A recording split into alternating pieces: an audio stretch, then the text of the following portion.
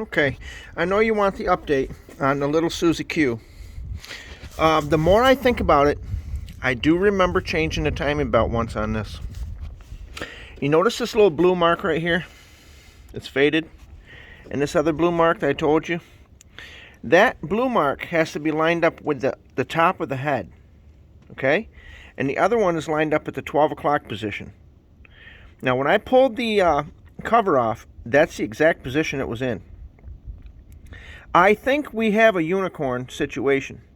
Now, if anything you read online, these aren't interference engine. However, they do say it's just the luck of the draw where it falls when it breaks. I think the draw was lucky on my situation because what I did is I went ahead and I put the bottom end, okay, at top dead center.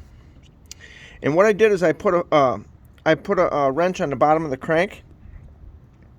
And I put this rod down inside I pulled the number 1 cylinder out, okay, or the plug out. And what I did was I watched this come up and down, boom, boom, boom, and now it's at the top of its stroke. And before it went back down, I stopped, so I know it's on top dead center. Okay, the other situation we've got is I said, well, I wanted to pull the valve cover because I wanted to just do a quick inspection on the valve train. And the other thing I wanted to inspect was to see if all the valves were going up and down together. Okay, the intake valves and the exhaust valves. And what I've done is now that it's at top dead center, so I don't hurt nothing, I've cycled this over and over and watched each individual cylinder, and all of the valves are coming up and down nice and freely. There's no binding. There's no tight spots. So I think, let me get this right. I think we're in good shape. So basically a belt. We're looking at a belt.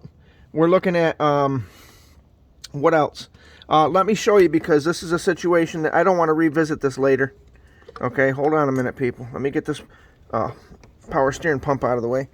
Do you see the, do you see the, 1 second here. Do you see the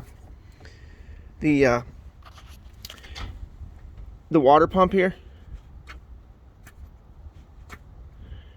Okay, it's not causing me no trouble, but it doesn't feel the best.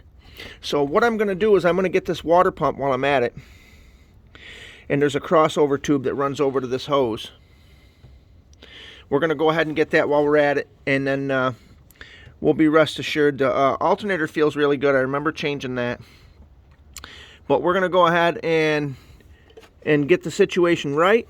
We're going to do it right, because if we're not doing it right, you're not doing it, bitch. You're just not doing it if you're not doing it right. So here's the situation. We're happy. We're happy that we found the problem, number 1.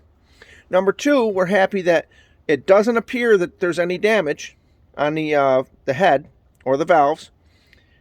I'm feeling good about it. We're going to go ahead and get some parts coming. And then I have to travel tomorrow. And I've got to get on down the road to my job because they call me and then I've got to go. But we're going to go make that cornbread so we can go ahead and pay for this little project. But this shouldn't be too bad. I want to say the belt, I'm going to try to get either a Hyundai or a Gates.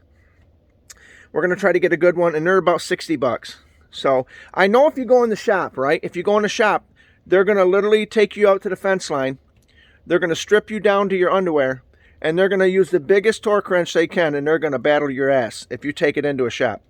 That's why it pays to have a little bit of confidence, and it pays to come up trying to do things yourself, because you damn sure don't want to have a red ass at the end of a job like this, okay?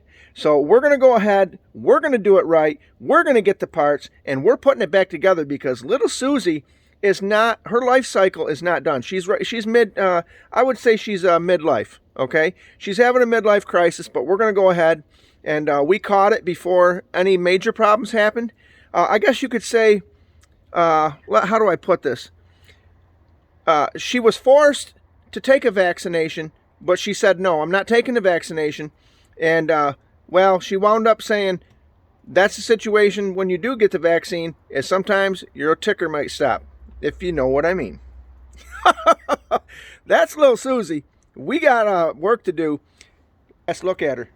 Let's get her on down the road, people. Let's do it and do it right. Here's the other thing you want to look at. This situation here, take a look at this as the casting. These cams, there's no buildup. There's no oil sludge. And let me tell you, this is a testament to why. These are your cams, your lobes. All the lobes look good. This is a testament as to why you buy foreign material, why you buy Hyundais, why you put oil changes every 3,000. Don't let them talk you into this 10,000-mile oil changes. Don't do it. I don't care if they say, oh, it's full synthetic. Change it out. It's cheap insurance. I mean, would you put the same underwear on after you got out of the shower? Change your oil. Come on, let's do it right, people. This is what you get. This car's got 269,000 miles on this valve train, and it looks like the day it rolled off the Hyundai the assembly line. All right, this is Bri. I got to get on down the road.